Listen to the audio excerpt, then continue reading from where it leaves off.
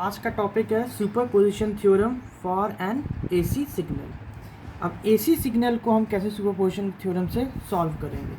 तो superposition theorem क्या होता है कि एक बार में हम एक सोर्स लेते हैं और दूसरे सोर्स को हम उसके इंटरनल इम्पीडेंस से रिप्लेस कर देते हैं।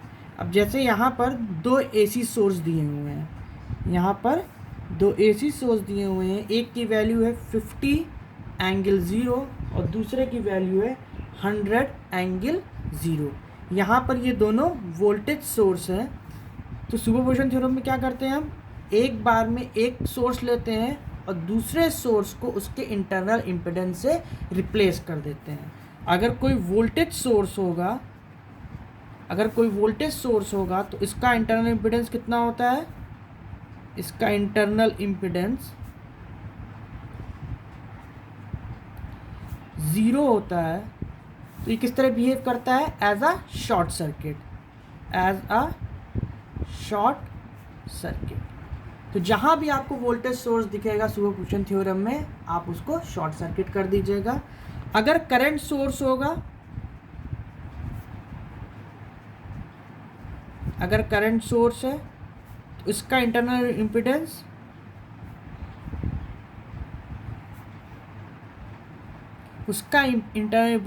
इनफाइनाइट होता है and behave as a open circuit. तो वोल्टेज सोर्स को हमें शॉर्ट सर्किट करना है और करंट सोर्स को हमें ओपन सर्किट करना है। अब यहाँ पर आपको एसी सिग्नल दिया हुआ है, एसी आपका इनपुट है, साथ में एक कैपेसिटर है, एक रजिस्टर है और एक इंडक्टर है। कैपेसिटर की वैल्यू है -5J ओम, रजिस्टर की वैल्यू है 5 ओम और इंडक्टर की वैल्यू है 10J ओम। और आपको क्या करना है, find the current through the capacitor. इस कैपेसिटर में कितनी करंट आ रही है, यहाँ कितनी करंट आ रही है, ये हमें निकालना है सुपरपोजिशन थ्योरम की हेल्प से। तो सुपरपोजिशन थ्योरम में हम क्या करते हैं, एक बार में एक सोर्स लेते हैं और दूसरे सोर्स को उसके इंटरनल इम्पीडेंस से रिप्लेस कर देते हैं। अगर वोल्टेज सोर्स होगा तो वो आपका शॉर्ट सर्किट हो जाएगा और करंट सोर्स होगा तो वो आपका ओपन सर्किट हो जाएगा। तो यहाँ पर जो दोनों सोर्स गिवन हैं वो दोनों सोर्स वोल्टेज सोर्स हैं। तो एक बार में एक सोर्स को लेंगे और दूसरे को हम क्या कर देंगे, शॉर्ट सर्किट। तो सबसे पहले हम लेते हैं 50 angle 0 source. For 50 angle 0 source, for 50 angle 0 source. तो आपका डायग्राम कैसे बन जाएगा, आपका डायग्राम बन जाएगा यहाँ पर एक सोर्स 50 एंगल 0 का, यहाँ एक 50 एंगल 0 का सोर्स, फिर यहाँ एक कैपेसिटर,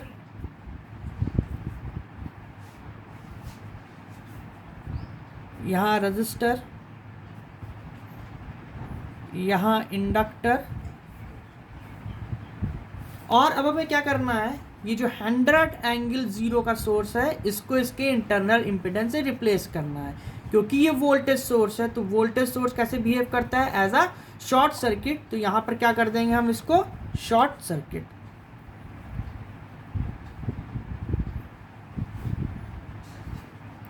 -J5 5 ओम J10 और यहाँ हमने क्या कर दिया, इसको शॉर्ट सर्किट कर दिया।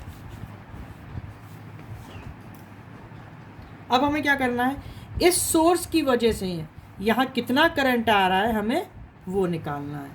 इस वाले सोर्स की वजह से यहाँ कितना करंट आ रहा है वो हमें निकालना है। अब यहाँ से करंट फ्लो होना शुरू करेगा, यहाँ से करंट फ्लो होना शुरू करेगा। कुछ करंट यहाँ जाएगा कैपेसिटर में और कुछ करंट ये रजिस्टर में चला जाएगा। फिर ये करंट यहाँ आगे बढ़ेगी। अब करंट क्या करती है, करंट हमेशा मिनिमम इम्पीडेंस पाथ को फॉलो करती है। जिस पाथ में मिनिमम इम्पीडेंस होगा, मतलब जिस पाथ में इम्पीडेंस की वैल्यू कम होगी, मैक्सिमम करंट वहाँ से फ्लो होना चाहेगी। अब यहाँ पर एक है J10 ओम और यहाँ पर ये शॉर्ट सर्किट है। तो करंट क्या होगी, इस पाथ में ना जाके सारी करंट आपकी शॉर्ट सर्किट से होके वापस यहाँ पर ये दोनों करंट मिल जाएगी, वापस आपके सोर्स में चली जाएगी। तो ये जो इंडक्टर है यहाँ पर, इसका कोई मतलब नहीं है, ये एज अ रिडंडेंट बिहेव कर रहा है, ये यहाँ पर रिडंडेंट है। सर्किट में तो है लेकिन इसके अंदर कोई करंट नहीं जा रही। क्यों? क्योंकि ये जो इसको हमने शॉर्ट सर्किट किया था सोर्स को, इस सोर्स को शॉर्ट सर्किट करने की वजह से ये आपका इंडक्टर भी शॉर्ट सर्किट हो गया। क्यों? क्योंकि करंट हमेशा मिनिमम इम्पिडेंस पाथ को फॉलो करती है। इन दोनों में मिनिमम इम्पिडेंस पाथ कौन सा है? यहाँ पर इम्पिडेंस आपका 0 है, तो मैक्सिमम करंट आपकी लगभग सारी करंट आपकी यहाँ से यहाँ चली जाएगी, यहाँ पर कोई करंट नहीं आएगी। तो ये एज अ ओपन सर्किट या शॉर्ट सर्किट बिहेव करेगा। तो हमें क्या करना है, अब जब यहाँ नहीं रह गया है तो आपको इस सोर्स के अराउंड ये दोनों जो रजिस्टर और इंडक्टर है, ये दोनों इस सोर्स के अराउंड आएंगे। लेकिन यहाँ पर क्या होगा, जब यहाँ पर करंट फ्लो होगी, अब ये देखिए इस कैपेसिटर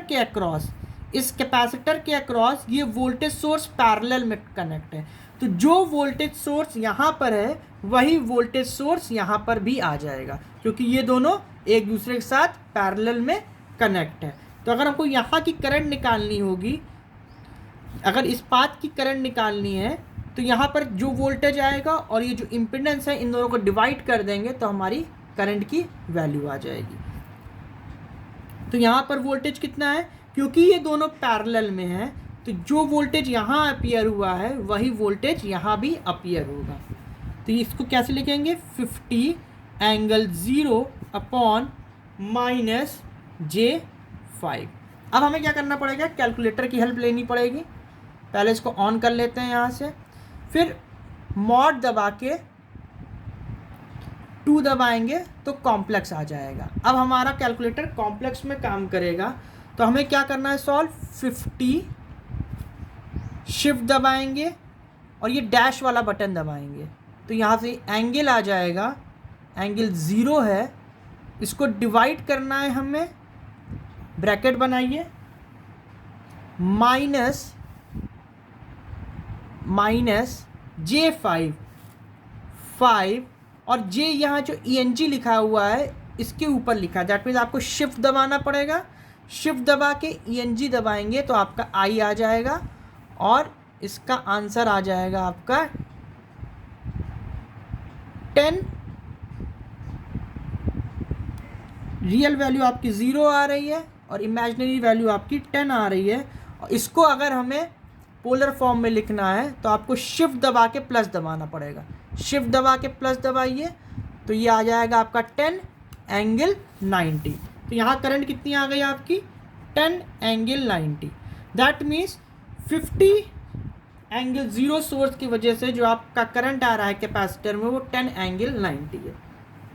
फिर से देख लीजिए, जैसे ही हमने इसको शॉर्ट सर्किट किया, यहाँ कोई करंट फॉलो नहीं होगी। अब हमें अगर कैपेसिटर के अक्रॉस करंट निकालनी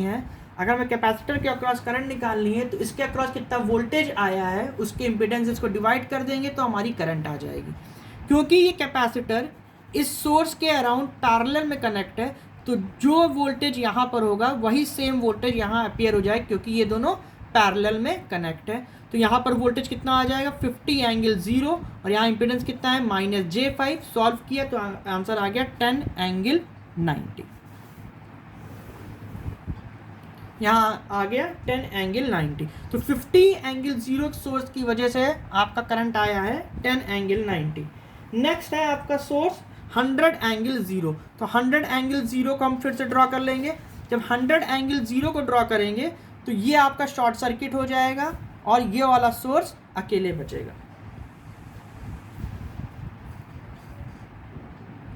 शॉर्ट सर्किट, कैपेसिटर,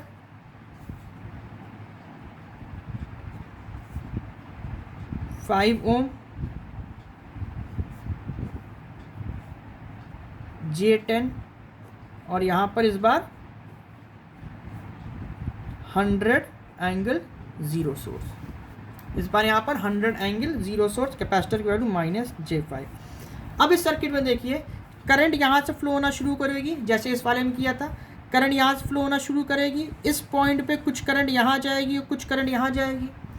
अब 5 ओम से जो करंट आगे बढ़ रही है, इस पॉइंट पे यहाँ क्या होगा, अब यहाँ पर कोई करंट नहीं जाएगी। क्यों? क्योंकि यहाँ पर शॉर्ट सर्किट है, तो सारी करंट आपकी इस शॉर्ट सर्किट पाथ को फॉलो करते हुए यहाँ से निकल जाएगी। दैट मीन्स इस कैपेसिटर के अराउंड कोई करंट नहीं आएगी। दैट मीन्स यहाँ पर जो करंट होगी उसकी वैल्यू कितनी हो जाएगी, 0 हो जाएगी।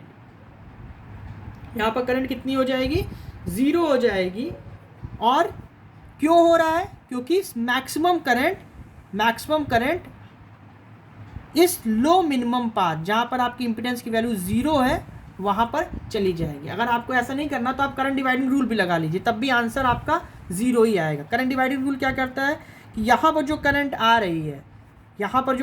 रही है, जैसे सपोज करिए यहाँ करंट आई, तो ये जो, और आपको करंट कहाँ निकालना है, यहाँ निकालना है, इसको हम IC नाम दे देते हैं। तो करंट डिवाइडिंग रूल कैसे लगेगा, IC is equal to I into जिसके अराउंड निकालना रहता है उसका अपोजिट वाला इम्पीडेंस। मतलब कि ये इम्पीडेंस कितना है यहाँ पर, 0 -j5 + 0। तो I इंटू 0, करंट कितनी हो गई यहाँ पर, 0। क्यों 0 हुई? क्योंकि मैक्सिमम करंट आपकी इस वाले पाथ में चली जाएगी। तो 50 ओम सोर्स की वजह से कैपेसिटर में करंट कितना आया, 10 एंगल 90, और 100 एंगल 0 की वजह से करंट आया 0। सुपरपोजिशन थ्योरम क्या कहता है कि सबसे पहले इंडिविजुअल सोर्सेज की वजह से आप करंट निकाल लीजिए और उसका टोटल इनको सम कर दीजिए। तो टोटल करंट कितना हो जाएगा, total current is equal to, इसको हम 1 मान लेते हैं, इसको हम 2 मान लेते हैं। Total capacitor current IC is equal to IC1 + IC2। IC1 कितना है, 10 एंगल 90, और IC2 कितना है, 0। तो आपका टोटल करंट कितना आ गया, 10 एंगल 90, और इसकी डायरेक्शन क्या है, डाउनवर्ड डायरेक्शन क्या है इसकी, डाउनवर्ड। तो इस तरह हम अपने AC सोर्स को सॉल्व करते हैं। ठीक, एक क्वेश्चन और सॉल्व करते हैं।